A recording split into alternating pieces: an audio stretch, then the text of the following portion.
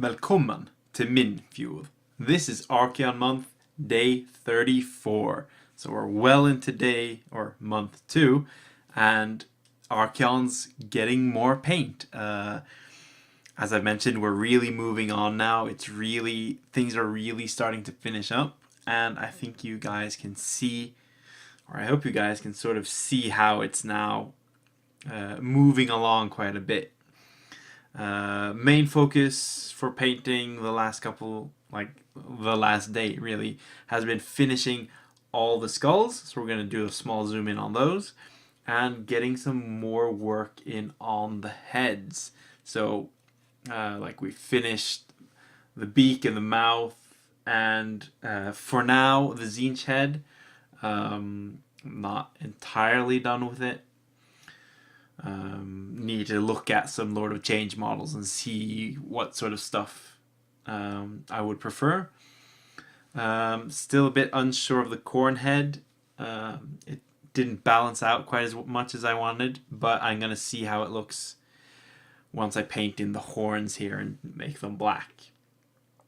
But other than that, heads are very, very nearly done. So let's check out some skulls right now. Here you guys can see the way that I painted the skulls. It's not very easy to see because they're small and this camera doesn't zoom in quite that well. But it's sandry dust shaded with a bit of seraphim sepia. Excuse me. Ushabtibone and Screaming Skull. So even just for these small details, there's quite a few layers.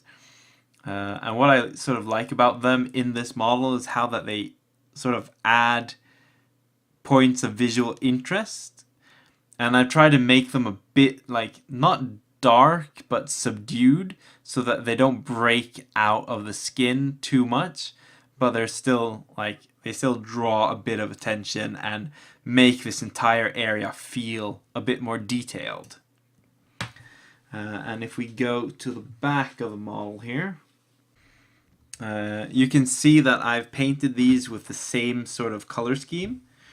Again, this sort of brown and slightly more subdued look blends it a bit in with the scales because they've been painted brown, or they've been shaded a bit with brown. So they add a bit of color separation without being very visible. And one of my favorite details of this model is that there are several Stormcast heads on Archaon. So here's a traditional Hammers of Sigmar head. And he's got one on his arm, which is a Hallowed Knight head, and one on his stomach, which is a Celestial Vindicator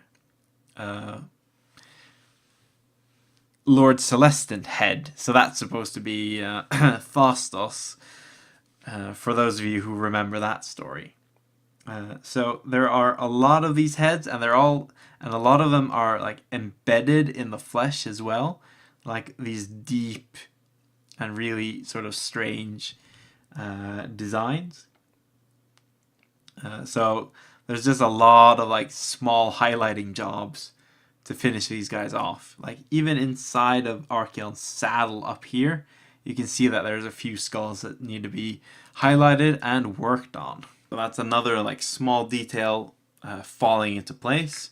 Hope you guys sort of start seeing how this ambition is really starting to become a whole product.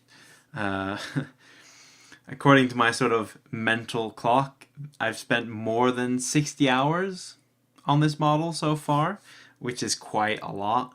But I think the results are really starting to show. Obviously, this isn't Golden Demon or necessarily even a painting award winning level, but it's really turning into something that I feel quite proud of, and I'm enjoying working on all these little details, even though they take a lot of time and they aren't as visible as they would be on any other model.